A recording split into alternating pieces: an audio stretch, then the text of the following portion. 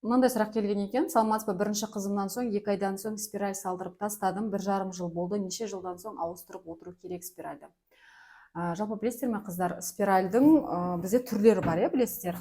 Біреуін біз Мирена дейміз, екінші біз жиі салатын Т-образный Юнона деген спираліміз, кәдімгі күміспенен. Мысалы, мына Мирена спиралі. Одан кейін мынау жерде бізде Т-образный дейміз, өйткені О-образный да бар, Т-образный Юнона міне күміспен деген спираль. Бұл жерде мынандай, жалпы спиральдің Мирена болсын, Т-образный болсын, жалпы тұру ұзақтығы 5 жыл.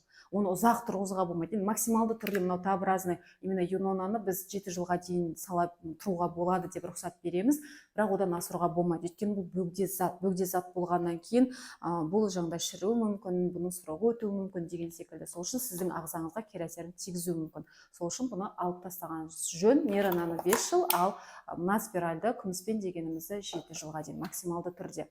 Және де көпшілік сұрап жатады, бір баладан кейін спираль салдырсам бола ма, жалпы спиральдің алдында қандай дайындалуым керек деген секілді. Ешқандай теорияда жоқ. Мысалы, бір баладан кейін салдыруға болады, екіншіден кейін салдыруға болмайды, үшіншіден кейін салдыруға болады деген секілді теория бойынша жоқ. Қаншасыншы балаңыздан кейін де спираль салдырған күнде де сіз міндетті түрде тексеріліп барып, гинекологтың тексеруінен өтесіз, УЗИге түсесіз, мазок тапсырасыз, егер выделение көбірек болса, инфекцияға қосып тапсырасыз, егер де выделение көп емес болатын болса, мазокный степень частоты, енді оны гинекологыңыз айтады, тексерілесіз, емделесіз, содан кейін барып спираль салдыру керек. Мейлі бірінші баладан кейін болсын, мейлі 10-шы баладан кейін болсын.